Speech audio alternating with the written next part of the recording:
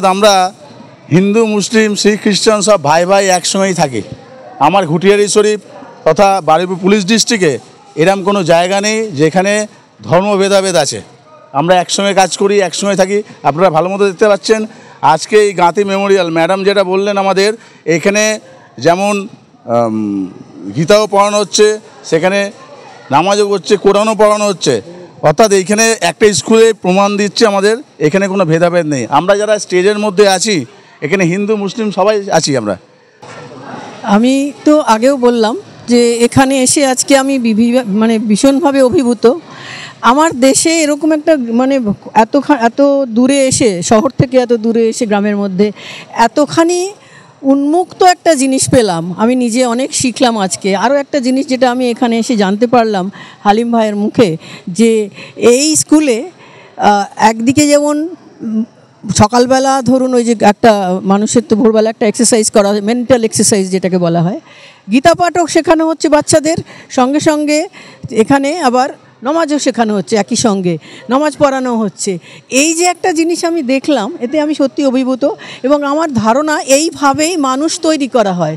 ওই যে কোন দেশ কী করছে সেটা বড় কথা না, সবাই তো মানুষ, তাদের সঙ্গে তারাও যেরকম মানুষ, পাকিস্তানের লোক বলুন আমাদের দেশের লোকই বলুন, সবাই তো আমরা মানুষকে ভালোবাসি। কিন্তু সেই জিনিসটা এইভাবেই তৈরি হবে যদি এইভাবে আমরা সত্যি করে বাচ্চাদের মানুষ করতে পারি। লেখাপড়াও যেরকম শেখাতে হবে, যেটা চাকরি বাকরির প্রয়োজনে, সেমনি মানুষের মনটাকেও, ওই পুরো আকাশটাকে মনের মধ্যে যদি আমরা আনতে পারি, বাচ্চাদের শেখাতে পারি, তাহলেই সত্যি করে এই দেশ আবার সেই সুন্দর আমাদের সংস্কৃতি বজায় রাখতে পারবো, সকলকে ভালোবাসতে পারবো। আমি যে জায়গাটা বর্তমানে আছি সেই জায়গাটা আপনার যে প্রশ্ন, এই প্রশ্নের যে উত্তর আমার এখানে সেই প্রশ্নটাই হয় না। অর্থাৎ আমরা হিন্দু মুসলিম শিখ খ্রিস্টান সব ভাই ভাই একসঙ্গেই থাকি। আমার ঘুটিয়ারি শরীফ তথা বারুইপুর পুলিশ ডিস্ট্রিক্টে এরম কোনো জায়গা নেই যেখানে ধর্ম ভেদাভেদ আছে। আমরা একসঙ্গে কাজ করি, একসঙ্গে থাকি। আপনারা ভালো মতো দেখতে পাচ্ছেন আজকে এই গাঁথি মেমোরিয়াল ম্যাডাম যেটা বললেন, আমাদের এখানে যেমন গীতাও পড়ানো হচ্ছে, সেখানে নামাজও হচ্ছে, কোরআনও পড়ানো হচ্ছে। অর্থাৎ এইখানে একটা স্কুলে প্রমাণ দিচ্ছে আমাদের এখানে কোনো ভেদাভেদ নেই। আমরা যারা স্টেজের মধ্যে আছি এখানে হিন্দু মুসলিম সবাই আছি আমরা।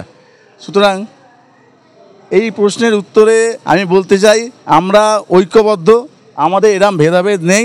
আশা করি এরম ধরনের স্কুল যদি থাকে, মানুষের প্রথম যেটা দরকার শিক্ষা যদি আমি প্রকৃত মানুষকে দিতে পারি, তাহলে এই ভেদাভেদ একদিন ভারতবর্ষ থেকে তথা পৃথিবী থেকে উঠে যাবে। ধন্যবাদ। আমি একটু বলে নিই তার আগে, দেখুন, প্রথমে বলো কান দেবেন না।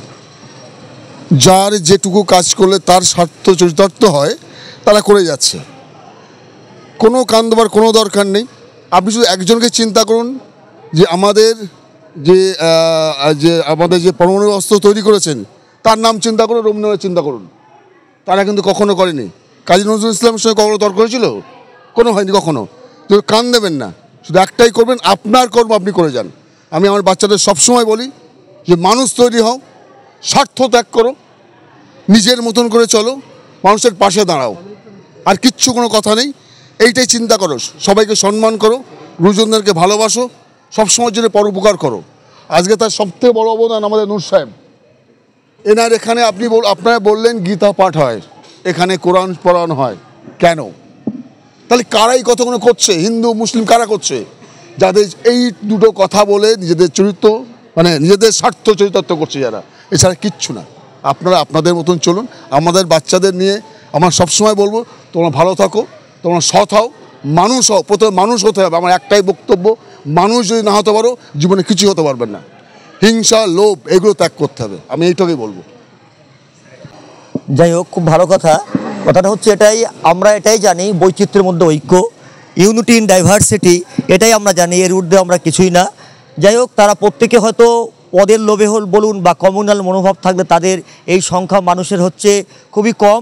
আমরা দেখুন, যদিও আমাদের এর জন্য কিন্তু বর্তমান সরকার, যেটা আমাদের দেশের সরকার দায়ী, এরকম আমাদের কি বলবো, দেশের জন্য ভোট ব্যাংকে তিনি বড় হওয়ার জন্য এরকম কমিউনাল মনোভাব দিয়ে উনি বিভিন্ন রকমের, কখন কেউ কার পুত্র হয়েছে ঠিক নেই, আজকের এক ছত্র থেকে অন্য ছত্রে। যাই হোক, আমরা সুফিয়া যিনি হচ্ছেন আমাদের বড় হচ্ছেন আমাদের কর্নেল, তার কথা আমরা জানি। এবং যিনি হচ্ছেন এর আগে যদি দেখলাম আমাদের একটা প্রোগ্রামে আমাদের যিনি কয়েকদিন আগে আমাদের যিনি হচ্ছে প্রাণ দিয়েছেন তাদের পরিবারের পিছনে দাঁড়িয়েছিলেন। হ্যাঁ হ্যাঁ হ্যাঁ, তার জন্য আমরা যেটা জানি যে বৈচিত্র্যের মধ্যে ঐক্য, এটাই আমরা জানি, এর বাইরে আমরা কিছু না। যারা ছোট লোক, যাদের হচ্ছে মনোবল ছোট, যাদের হচ্ছে জাতিভেদ, আমাদের দেশ ভারতবর্ষ এটাই আমি জানি আমরা যে আমাদের জাতিভেদকে আমরা ঊর্ধ্বে চলি আমরা। আমি যে কথাটা প্রথমে বলেছি এখানে বক্তব্য রাখার সময় অনেকটাই আমি পরিষ্কার করেছি। আমি বলেছি যে এটা একটি গ্রামীণ অত্যন্ত অর্থনৈতিকভাবে পিছিয়ে পড়া অঞ্চল।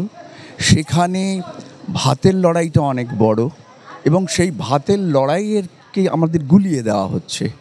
আমরা যদি ভাতের লড়াইয়ে আমাদের পেটে যদি কিছু না পড়ে আমরা কিন্তু বিদ্যা শিক্ষা অর্জন করতে পারবো না। যা কিছু মূল্যবোধ সেগুলো আমাদের মধ্যে ঢুকবে না। ধরুন এক সময় তো রাখি বন্ধন রবীন্দ্রনাথ চালু করেছিলেন। সেটা তো এই হিন্দু মুসলিম ঐক্য বা যে কোনো ধর্ম জাতির ঊর্ধ্বে থেকে আমরা যাতে একসঙ্গে বাস করতে পারি। রবীন্দ্রনাথের চালুর আগে অনেক আগে কিন্তু ঐতিহাসিকভাবে হুমায়ুন চালু করেছিলেন। আমাদের ইতিহাসের বিকৃতি হচ্ছে, যা কিছু ছিল সেগুলো বাদ দেওয়া হচ্ছে। সেগুলোর মধ্য দিয়েও কিন্তু আমাদের যে ঐক্যের বার্তা ছিল সেগুলোকে আমাদের নষ্ট করা হচ্ছে। আমি চাই যা সত্য তা সামনে আসুক, যা ভ্রান্ত তা পিছিয়ে পড়ুক, যা বিদ্বেষমূলক বিভেদমূলক সেটা সরে যাক, হটে যাক। আসুন, আমি সেই শঙ্খ ঘোষের কথায় এক কথা বলতে পারি, আসুন আমরা হাতে হাত বেঁধে রাখি, আমরা একসঙ্গে থাকি। মানে এরা তো মানে আমাদের শেখানোর জন্য এসছে বলতে পারি আর কি। আমরা যেটা পারিনি আমাদের পরের জেনারেশন সেটা পারবে, সেই আশাটুকু জাগিয়ে দিয়ে যাচ্ছে আর কি। এর বেশি কিছু বলার নেই।